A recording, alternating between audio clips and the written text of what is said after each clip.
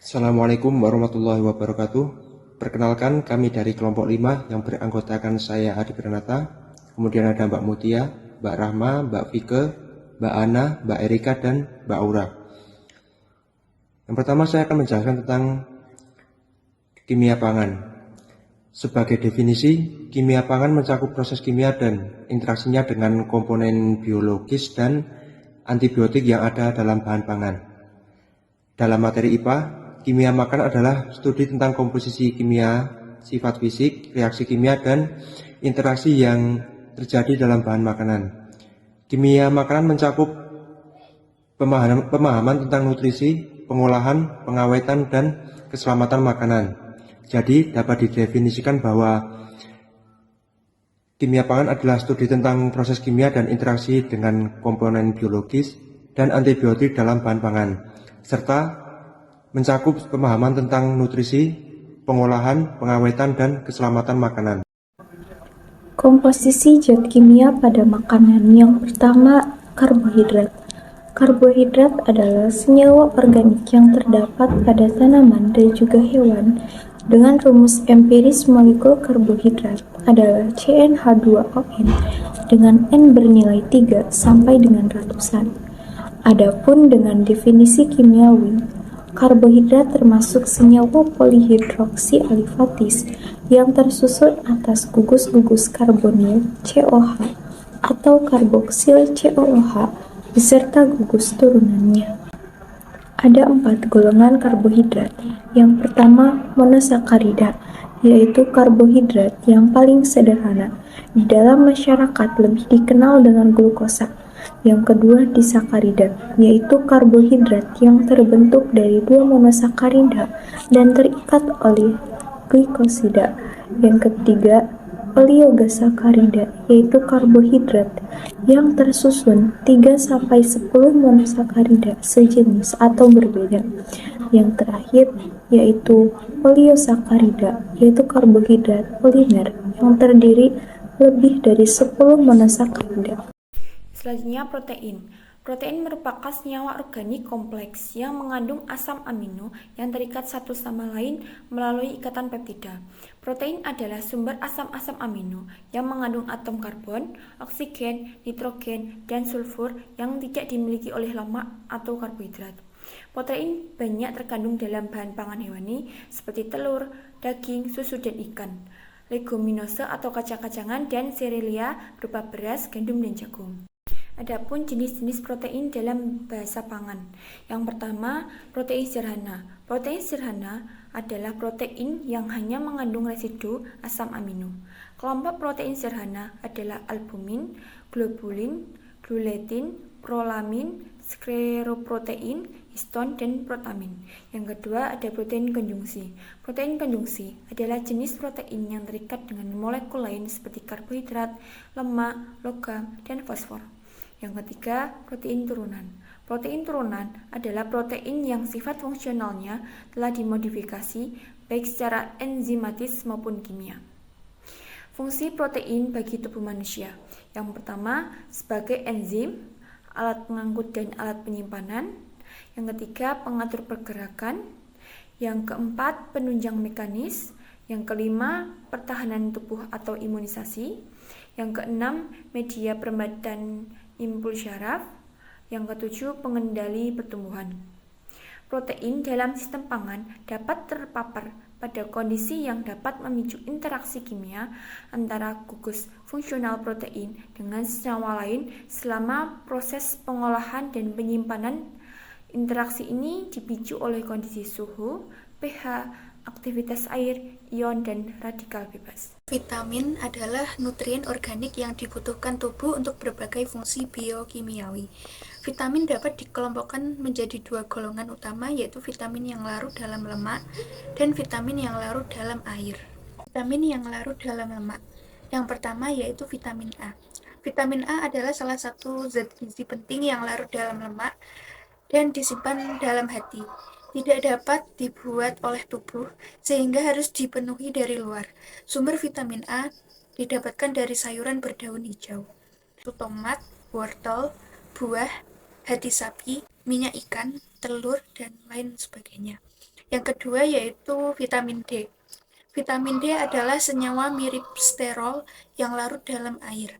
Vitamin D bisa didapatkan dari sinar matahari dan beberapa jenis makanan laut, jamur mietek, kuning telur, susu kedelai, dan juga oatmeal. Yang ketiga yaitu vitamin E. Vitamin E merupakan vitamin yang larut dalam leak dengan aktivitas antioksidan. Ditemukan secara alami dalam beberapa makanan atau sebagai suplemen kesehatan.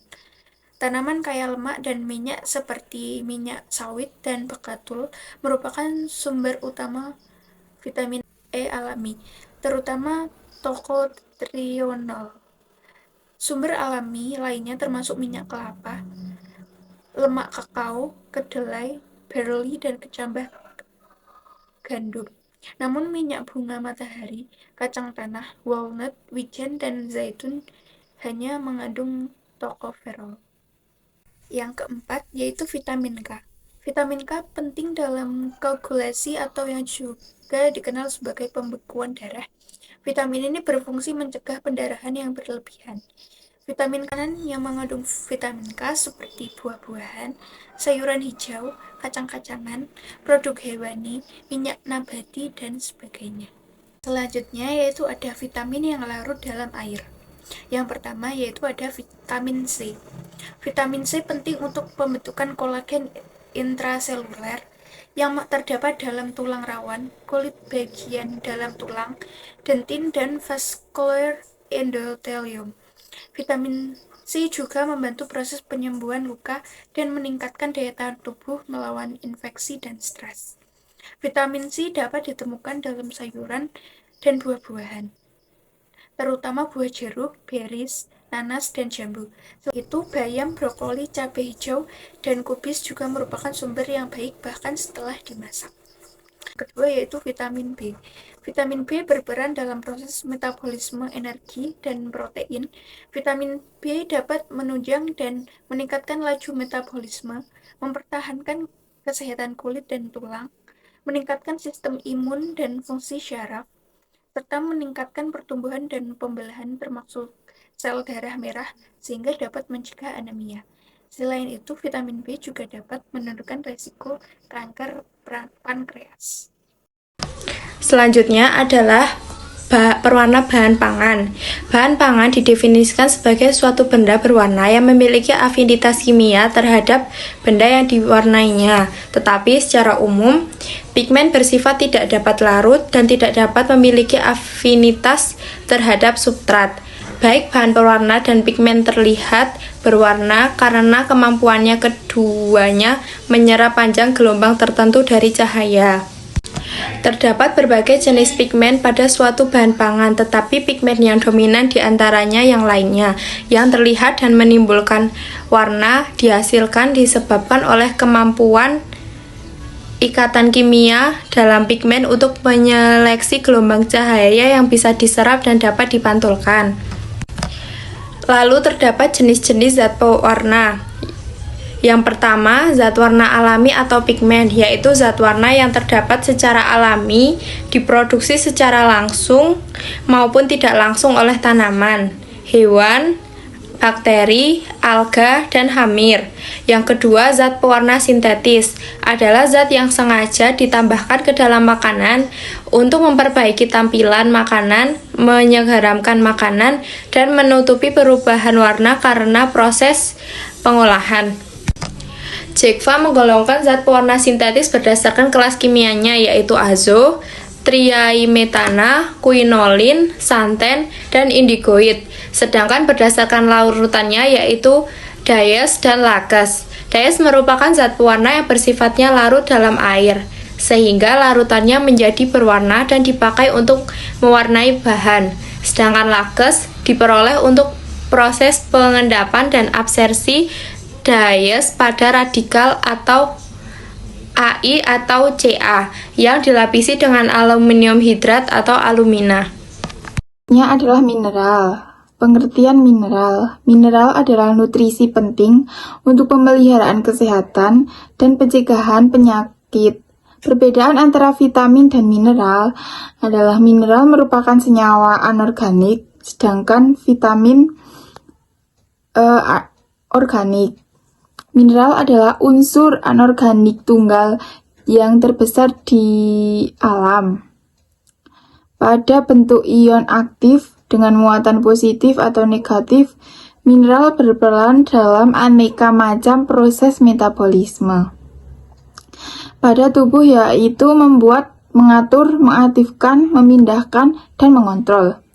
Inilah yang disebut peranan fisiologi mineral. Mineral terbagi menjadi dua, yaitu mineral makro dan mikro. Jenis-jenis mineral. Pertama yaitu makromineral. Menurut Al-Matsir 2011, artinya mineral yang diperlukan tubuh pada tubuh dengan jumlah lebih dari 100 mg per hari. Mineral ini diantaranya natrium, klorida, kalsium, fosfor, kalium, sulfur, magnesium. Yang kedua yaitu mikromineral. Mineral mikro atau trace elements adalah mineral yang dibutuhkan tubuh dalam jumlah kurang dari 100 mg per hari. Di antaranya seng, yodium, besi, mangan, tembaga, krom, selenium, molybden, fluor, dan kobalt. Peran zat adiktif bagi makanan dan dampak negatif bagi kesehatan tubuh manusia. Zat adiktif pada makanan adalah zat kimia yang ditambahkan ke produk makanan yang bertujuan untuk menjaga makanan agar tetap segar serta meningkatkan warna, aroma, dan teksturnya.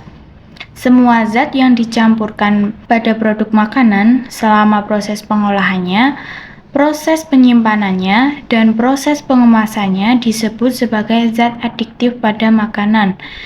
Zat adiktif pada makanan dapat dibagi menjadi 3 tipe, yaitu mudah menguap atau volatil, tidak stabil, dan stabil. Zat adiktif terdiri dari senyawa organik dan anorganik.